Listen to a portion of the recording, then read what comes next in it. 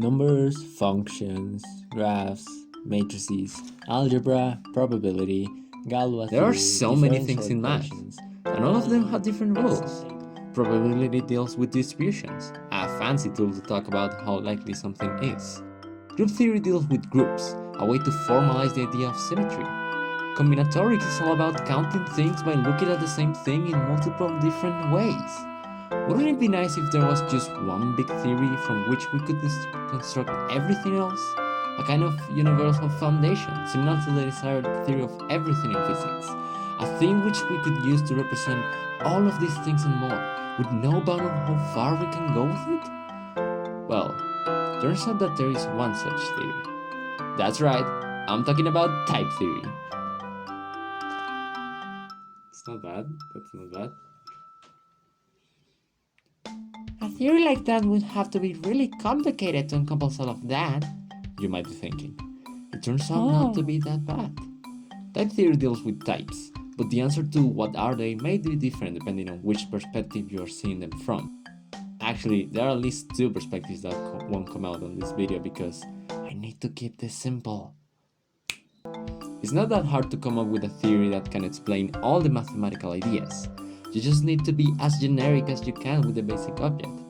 A set is a collection of things with a certain property in common. Yes, all even numbers, all the functions from one place to another, and other mathy things are sets, but also more common things like the collection of all your pairs of socks, or the collection of all the clutches that you own now. An idea that this generic is perfect to be used as a foundation due to the many different shapes that it can take. What about a collection of sets?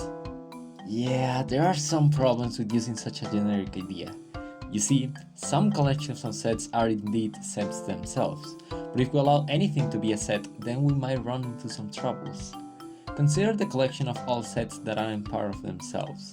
For example, the set of all your pairs of socks is not a pair of socks itself, and so it is part of this collection. If this collection was a set, then it is sensible to ask whether it is a part of itself or not.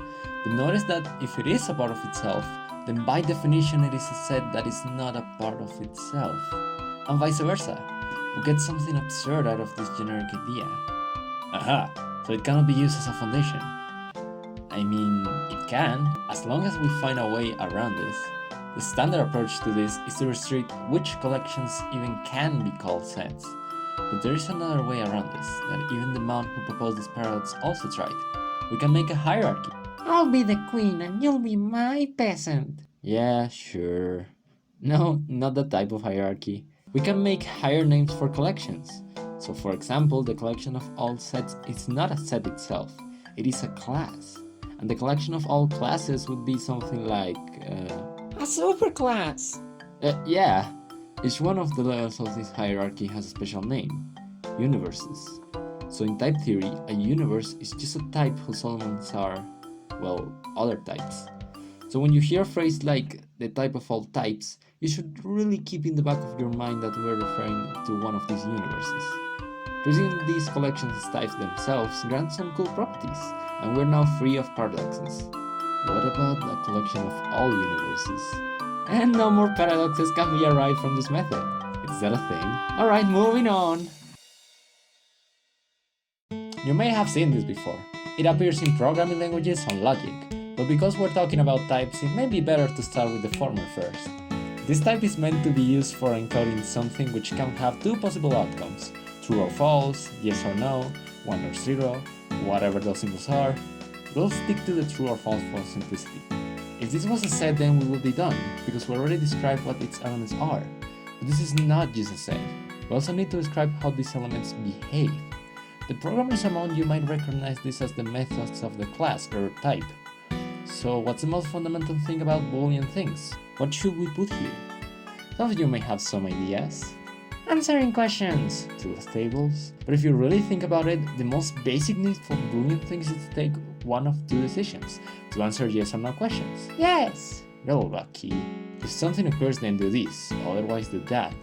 That's at its core what Boolean things are really made for. So what we put here is that if we have two options that I may call C1 and C2, then we can create a function, essentially take a decision, whose domain is the Boolean type. We may specify that this function behaves as expected. If true, then take the first option. If false, take the second option. This is, in this perspective, what a type is. It's just a thing with objects and rules for how to use those objects. These are usually called introduction rules and elimination rules, respectively, while the computation rules are just a tool to simplify things up. Sometimes there are also foundation rules, which establish under which conditions we can form this type. In this example, we just say that bool is a type, no prior conditions required. But if we wanted to form, say, the product of A and B, whose elements are ordered pairs, we might as well require that A and B themselves are types already. Otherwise, we don't know what we could get. This is all well and good, but how do you make mathy things with this? One of the most recognized things out there are the natural numbers. These are the numbers that we use to count things and for a lot more. So if we want to encode this as a type, we first have to describe its elements. So we start by... That's easy. There's 0, then 1, then 2, 3, 4, 5, Yeah, we 6, cannot just describe them 7, directly like we 8, did with the bool 9, type, because there are infinitely many. 11, 12, So how do we encode an infinite type? 13, There's not that mathematicians aren't crazy, they must have a way around this, otherwise they wouldn't talk so confidently about infinite things. The key is to understand that usually things that aren't finite can be described in a finite way. 39, 30, I'll bring her back 31, 32. Ow. We really just need two ingredients here. 0 is a natural number, and if you have a natural number, then you can make the next one. Notice that this second ingredient is represented by a function. With this simple procedure, we can generate any number that we wish, and of course we'll abbreviate them as we're used to. Now, when you stop and think about it, we never use the natural numbers as a mere collection of things. We sometimes use their algebraic structure, the fact that they can add and multiply together. Or we use their induction principle, a handy tool that allows us to show a fact about infinitely many numbers used by showing two simpler facts. We use their recursion to construct functions whose new values depend on previously defined values, or we even use their order and the fact that every collection of natural numbers has the smallest element, provided that the collection is not empty, of course. So it's actually very natural to encode them as a type rather than a set, because as a type we don't just care about their elements, we care about their structure. Keep that in mind for later.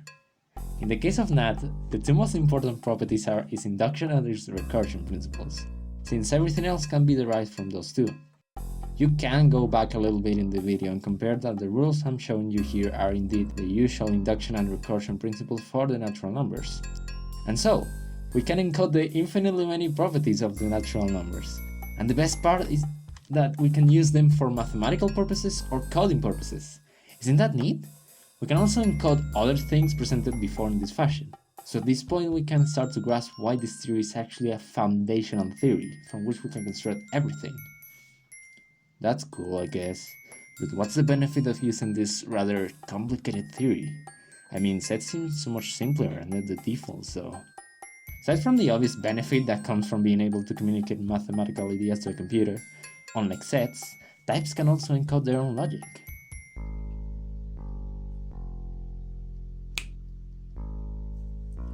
What is a proposition? It's proposition, without the pause. For our purposes, a proposition is a statement for which it makes sense to assign a truth value. So for example, the statement, "You left a like to this video, wink wink," is a proposition, because it makes sense to say that it is true or false. It is probably false. Hey! While a question like, "What time is it?" it's not a proposition. It doesn't make any sense to say what time is it is true or false, right? There are rules to make new propositions out of existing ones. These are popularly known as logical connectors. Just to make an example, if we have propositions like "it is raining and the floor will get wet," we could connect them to make new ones like "if it is raining then the floor will get wet," or "if it is raining and the floor will get wet."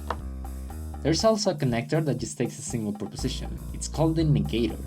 We could say "it is not raining," or even "it is not the case that it is not raining."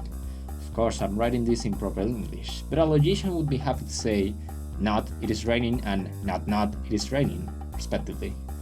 Notice, it's obvious that it is not the case that it is not raining is exactly the same statement as it is raining, just said in a more convoluted way. The same statement? Meaning that they both have to be true or false at the same time. They're just different ways of saying the same thing. So classically, negating something twice is the same as doing nothing. Curious. Imagine that you want to show that the proposition "you left a like and subscribe" is true. How would you do it? Well, you have to show that you left a like and you have to show that you subscribe. Great! So notice that the only way to show that A and B is true is to show A and to show B. What if we show that A is true and if A then B is true? If it is raining and when it rains the floor gets wet, the floor has to be wet. If A is true and A implies B, then B has to be true. That's how we use a proof that A implies B. That's its only use, actually. What's your point though? What are you going to reveal now? We have described propositions as things that may or may not have rules to be formed, and proofs as the most important objects. We have also seen how to derive new proofs and use them. Doesn't that ring a bell?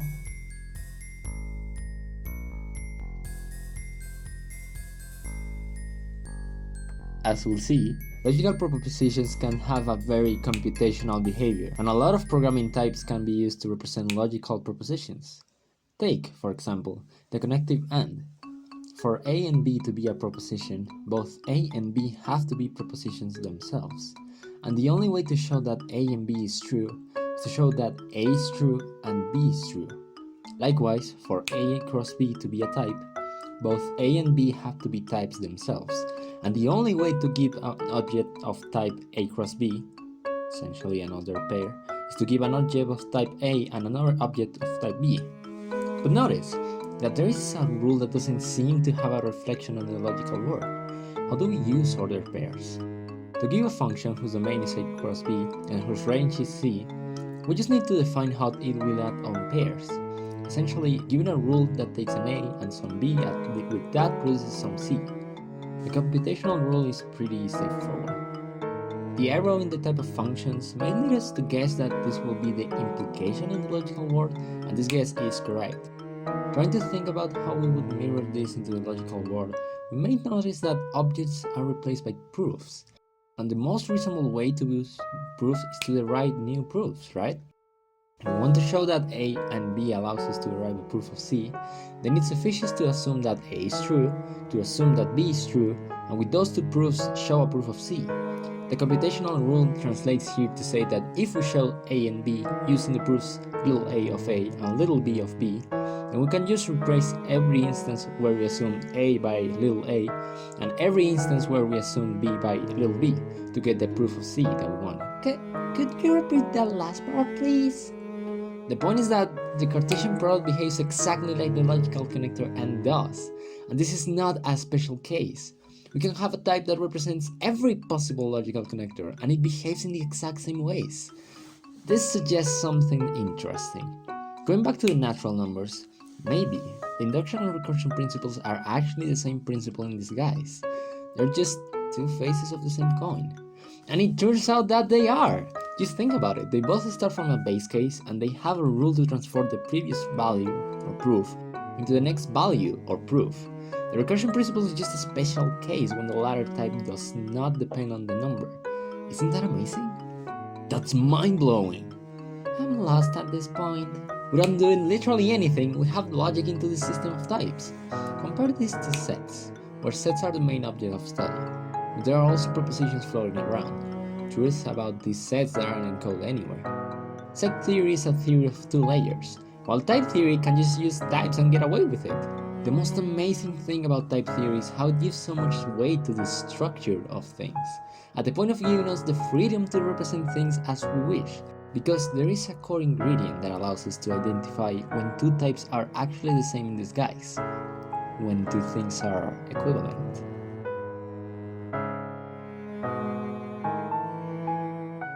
Notice, we use this representation of the natural numbers, but there are several more. Each one has its own nice and bad features, but we all know deep down that it doesn't matter how we choose to represent the natural numbers. They're all the same thing in disguise.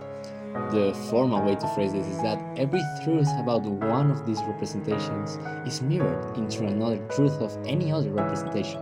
So we can pick whatever because we are guaranteed to preserve everything.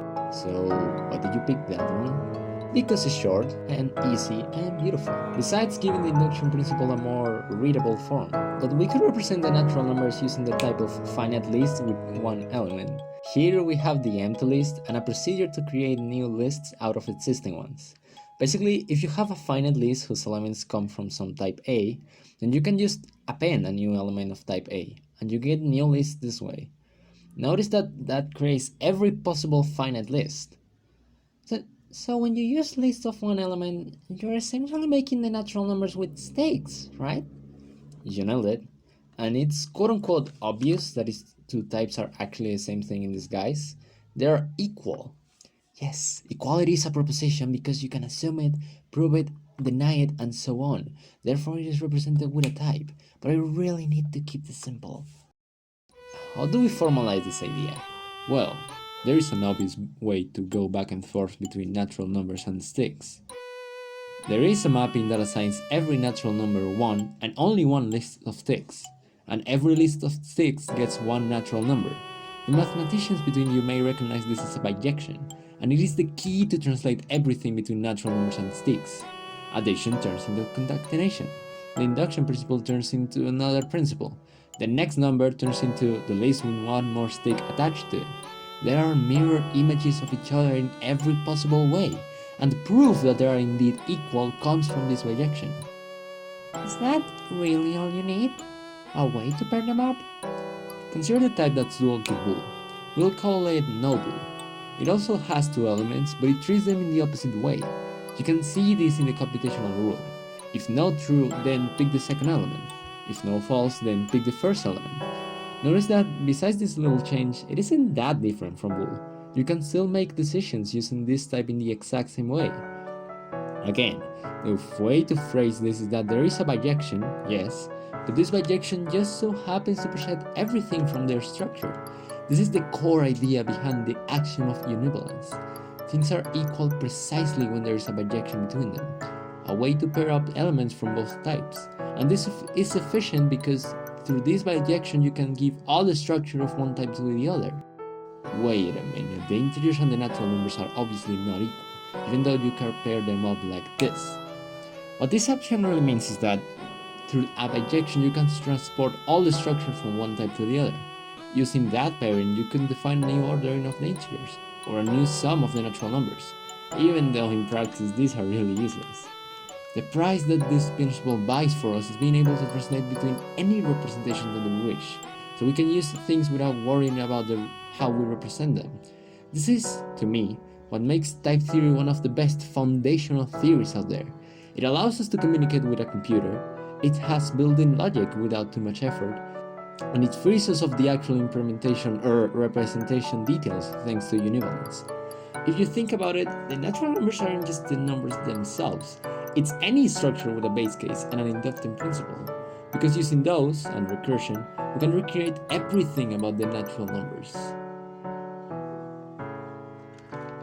The statement of univalence is a proposition, meaning it is represented with a type, but what makes it an axiom is the fact that we are assuming that there is one element of that type without constructing it, which is take it as it is. This is the only axiom that type theory uses, but to get to the repercussions of that, and so many things I didn't talk about here, we'll really have to do that in a separate video. This is my entry to the summit competition of this year. Thank you all for watching this far. I really appreciate it a lot. Ironically enough, the past year I started to make a video about explaining the axioms of set theory using boxes, but I couldn't finish in time because I don't know how to use Manium and I didn't really have another style to make it on. As to type theory, I've been obsessed with this topic for the last 2 or 3 months at this point, and there are a lot of details I had to cover because, well, this is for a general audience. I didn't talk about classical logic and how sometimes negating twice doesn't really mean the same thing as doing nothing. I didn't talk about dependent types and how they mirror things in set theory and logic. Heck, I didn't even talk about the equality type and the multiple different interpretations it has aside just being equality. There are so many things I wanted to include, but of course, as a first video, I think that's good enough. I'll leave some accelerations of this video as well as the link to the homotopy type theory book, their Discord, and of course the Summit's Discord in the description, so check that out. I could try to keep uploading other things about mathy stuff and type theory, and maybe eventually talk about programming or music or who knows what else. But this video had a lot of time in development, so if you really want to see more things like this, I'll appreciate all the support that you wish to give me. To close things up, I just want to say that there may be more interesting faces to type theory that we just haven't seen yet. Bye! See you later, folks.